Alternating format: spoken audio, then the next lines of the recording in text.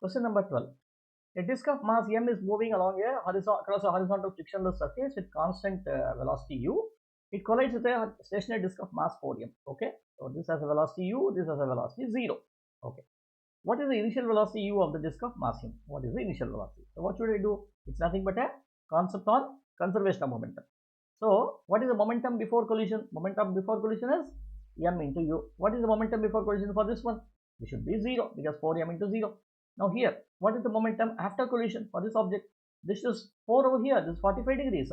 So this should be 4 cos 45 degree should be your component of velocity along this direction. This multiplied this by m. This multiplied by m will give you the velocity momentum along this direction. Okay. Now here, see this velocity is v. Value of v is not given to you. You need to find out this. Now what will happen here? This should be equal to 4mv cos 45. Right? V cos 45 is nothing but the component along this direction, and multiply this by 4m, you get this answer here. Now we have splitted this velocity components only along the x-axis. We need to convert it into y-axis also. Along y-axis, what happens? So if this is along x-axis, what will be along y-axis? This would be m into 4 sine 45 along y-axis due to this mass. Due to this mass, it will be 4m into v sine 45. Okay, we have done all this now. Now next, what is that we need to do? We need to apply the COM. Now let us apply the COM first along y-axis. Why y-axis? Very simple to do it, right?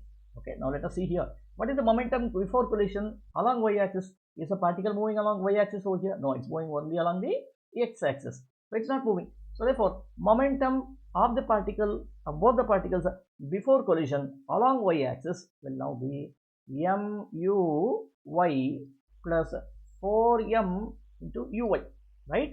Okay, you can take uy and uy1 and uy2. What is uy1 and uy2? It is 0. So therefore, both this will become 0. 0 plus 0 here.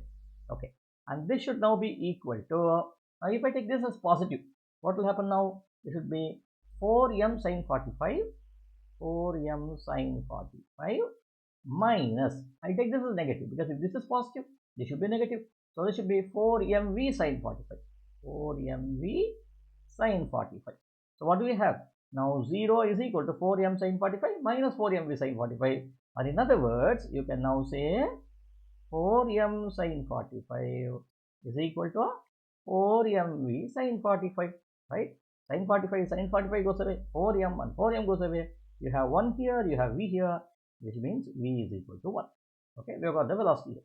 Now let us apply conservation of momentum along the x-axis. Okay, let me just write it down here. So COM along the x-axis, When I do this, now what's happening over here? Along the x-axis, now what do we have? Momentum before collision is nothing but m into u. This should be equal to momentum after collision. What is momentum after collision? This is 4m cos 45, 4m cos 45 plus now 4mv cos 45. We already determined the value of v equal to 1. So therefore, I will write 4m into 1 into cos 45, right? Which will now be equal to, so what is this now? This should be 4m cos 45 once and this twice, so multiplied by 2, which will now be equal to 8m cos 45, right? So m into u is equal to 8m cos 45. M and m cancels away. So you got the value of u. Value of u would be 8 cos 45. Now let us determine what is that value of u using your calculator. It should be 8 into cos 45. What is cos 45? 1 by root 2. Okay, I will write it down if you want. This 8 into 1 by root 2. So I'll just divide 8 divided by, what's the value of 1 by root 2? 1.414. 1.414. Have I done it correctly? Yes. Which should be 5.65. So you should get the answer as 5.65. What is this initial velocity? So therefore meter per second. Which is the closest one? 5.7. The answer is D. Okay.